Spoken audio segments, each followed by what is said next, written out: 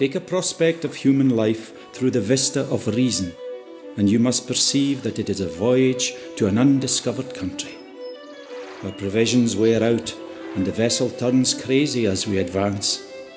It is a voyage which we have begun, and which we should try to bring to as happy and prosperous a termination as possible.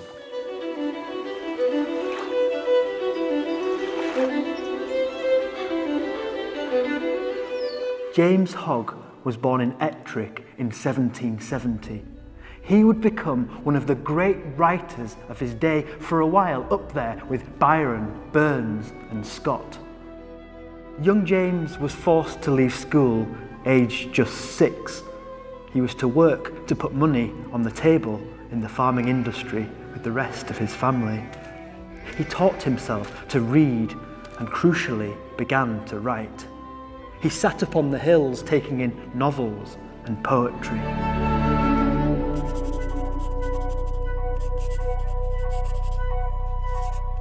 James Hogg was known as the Ettrick Shepherd, and he was a shepherd from the borders, somebody who was virtually self-taught.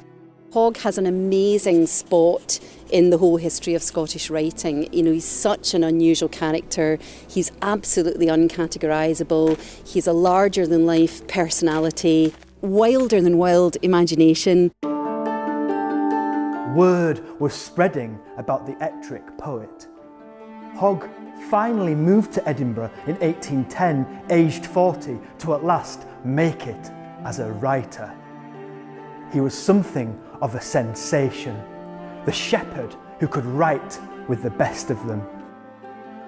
I visited Stirling University archives to view their stunning collection of related Hogg works. Duncan, we're here in the Stirling University archives. What's your own enthusiasm for Hogg and now a scholarly role? Well, part of the attraction for Hogg, I think, is that he's an outcast in so many ways. He was forgotten about for the best part of 100 years. He's labouring class. He spoke with a thick Scots accent. He didn't really fit into the Edinburgh cultural elite at the time. And of course, he wrote some brilliant novels, which we have in front of us today. Yeah, let's have a look what we've got here. Take, for example, Confessions of a Justified Sinner, his most famous text. One reviewer, I think, said, "Oh, I just wish I hadn't read it. It was so unpleasant." So people didn't take it seriously. It's only in relatively recent decades that people have really looked upon it as a classic of European literature. The novel was remarkable. On the one hand, a novel about demonic, possessed bloodletting.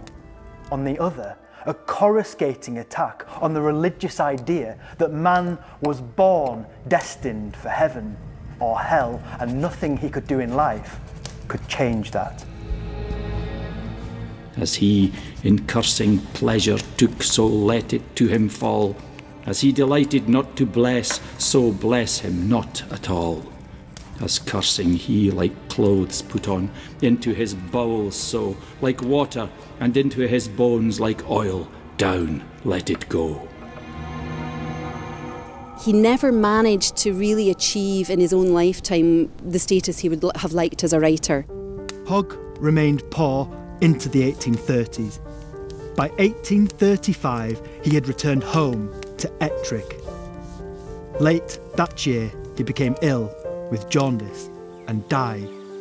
Hogg's memorial stands looking over St Mary's Loch. It's a very poignant place to erect a memorial to him, but it's absolutely testament to the fact that he lived and breathed that landscape.